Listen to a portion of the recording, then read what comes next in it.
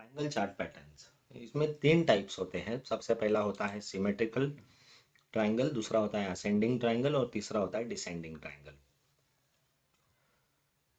और ये तीनों ही जो होते हैं ये कंटिन्यूएशन चार्ट पैटर्न होते हैं, ये रिवर्सल चार्ट पैटर्न्स नहीं होते हैं। तो फिर इसके अंदर हमें एक प्रीवियस ट्रेंड होना बहुत ज़रूरी होता है, जो ट्रेंड आगे जाके कंटिन्यू होगा।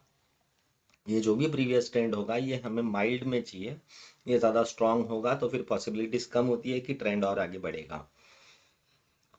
इसके अंदर हमें सबसे ज़्यादा ज़रूरी वॉल्यूम फैक्टर को ये देखना है कि जैसे ही प्राइस एक ट्रायंगल फॉर्मेशन में आने लगता है तो उस टाइम पे वॉल्यूम जो है वो डिक्लाइनिंग होने चाहिए और ब्रेकआउट के बाद में वॉल्यूम जो है वो बढ़ने चाहिए।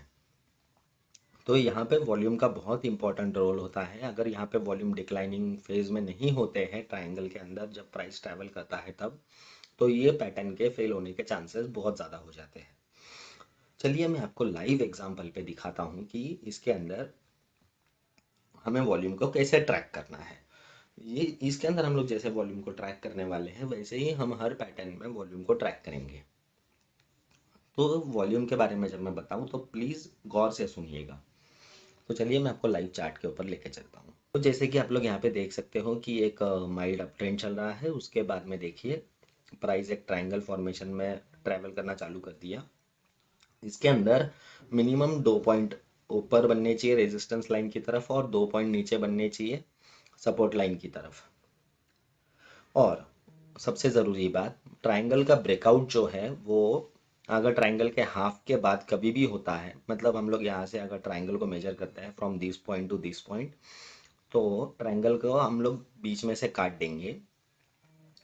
उसके बाद में ब्रेकआउट होना चाहिए, उसके पहले होगा तो फिर वो प्री मैच्योर होगा और वो एक ट्रायंगल परफेक्ट फॉर्मेशन नहीं होता है।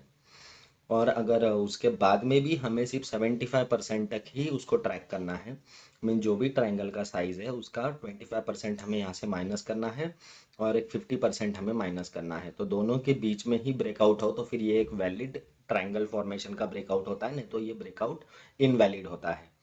चलिए अभी हम लोग वॉल्यूम के बारे में जो बात कर रहे थे वो देख लेते हैं। तो जैसे कि हम लोग देख सकते हैं, जैसे ही प्राइस ने ट्रायंगल के अंदर ट्रैवल करना चालू किया तो एक वॉल्यूम में डिक्लाइन आ गया।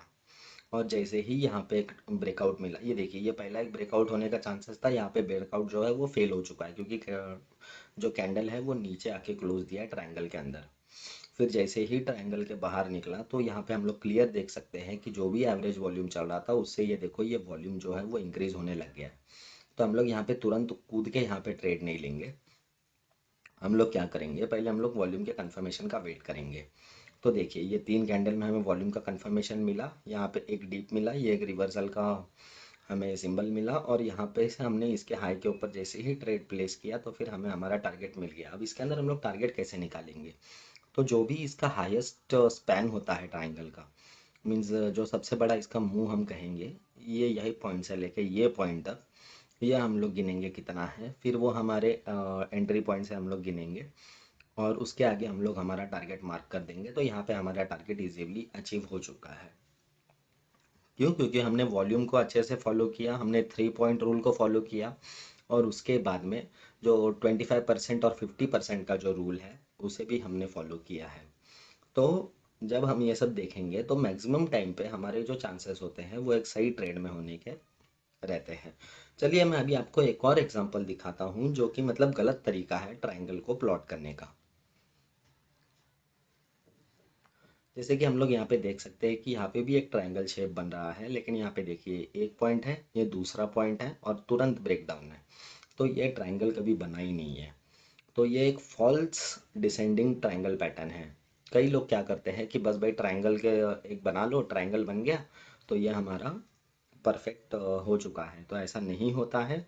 परफेक्ट एग्जाम्पल ये वाला है, जो प्रीवियस वाला है वो फॉल्स है। ये डिफरेंस आपको नोटिस हो इसलिए मैंने आपको दोनों ट्रायंगल अच्छे से दिखा दिए हैं। रही बात स्टॉप लॉस की, तो हम लोग यहाँ पे स्टॉप लॉस मेंटेन करेंगे। जो भी हमारा ये सबसे नीचे का स्विंग रहेगा, लास्ट वाला जो स्विंग रहेगा वो स्विंग के नीचे थोड़ा बफर पॉइंट रख के हमारा स्टॉप लॉस रहेगा इस पैटर्न में। सो आई होप मैंने सारे पॉइंट्स इसके अंदर क्लियर कर दिए हैं। फिर भी अगर आपको कोई कन्फ्यूजन है तो फिर आप कमेंट सेक्शन में मुझे पूछ सकते हो।